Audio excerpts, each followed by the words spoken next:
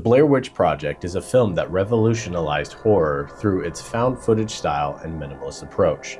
It follows three student filmmakers, Heather, Mike, and Josh, as they attempt to document the legend of the Blair Witch in the woods of Burkittsville, Maryland.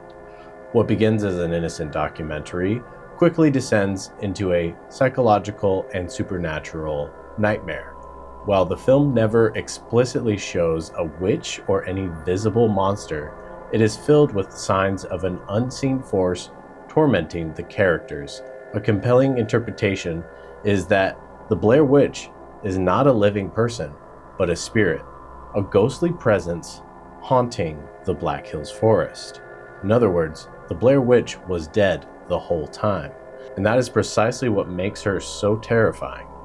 To understand this interpretation, it's important to look at the mythology established in the movie.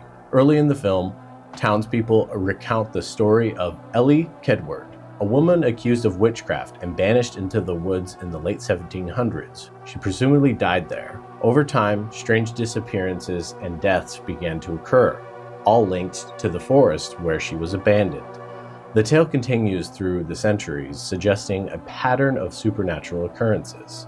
Rather than the actions of a flesh and blood killer, these stories point to a spirit that lingers in the woods, enacting revenge or terrorizing those who enter her domain. Throughout the film, Heather, Mike, and Josh never see a person.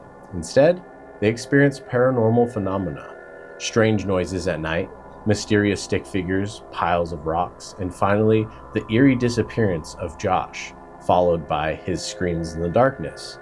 These events align more with a ghost haunting than a physical being stalking them.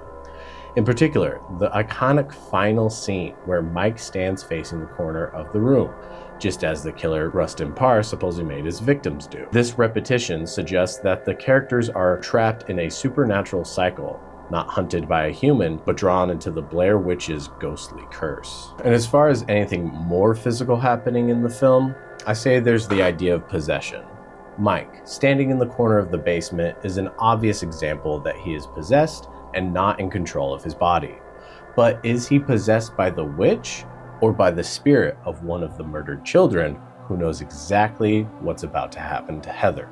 And also there's Josh. He disappears randomly, and then a cloth with his teeth wrapped up in it appear outside Heather and Mike's tent the next morning. And several times you hear him screaming in the distance. So what if Josh left the group in a state of possession and ripped his own teeth out while under the spell of the witch? What if Josh was possessed specifically by the witch herself, thus him being the main perpetrator of the final events of the film? Or he could have been possessed by Rustin Parr, and he is the one who strikes Heather in the back during the final shot of the film. Or another idea is that he is himself, but is being driven absolutely mad in the same vein as Rustin Parr. The witch speaking in his ears, filling his mind with poison and spells, driving him beyond insanity to then act on the repeated commands of the witch, even to the point of ripping his own teeth out.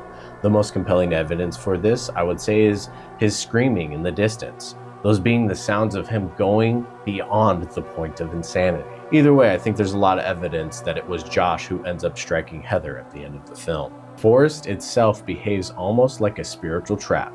At one point, the group tries to walk south for an entire day, only to end up in the same place they started. This impossible geography implies that the forest is not just the woods, it's a place that has been warped by a supernatural presence. This kind of reality-bending power is characteristic of ghost stories. The witch, rather than being a physical threat, has become a malevolent force in the environment itself, altering time, space, and perception. It is as if the spirit of the Blair Witch has consumed the forest and turned it into her hunting ground. Another major clue lies in the psychological breakdown of the characters. In many ghost stories, hauntings target the mind, causing confusion, fear, and madness. As the days pass in the forest, the filmmakers lose their sense of direction, time, and trust in each other. Josh's disappearance, followed by his ghostly screams, and Heather's final terrified monologue all point toward a haunting that is invisible but deeply personal. The witch doesn't need to show herself to kill. She distorts reality, isolates her victims, and breaks them down mentally before the final strike. This interpretation also fits within a larger tradition of ghost folklore, where the spirit of a wronged woman haunts the location of her death, like La Llorona, the Bell Witch, or the Blair Witch. She is tied to a specific place, punishing those who disturb her resting ground.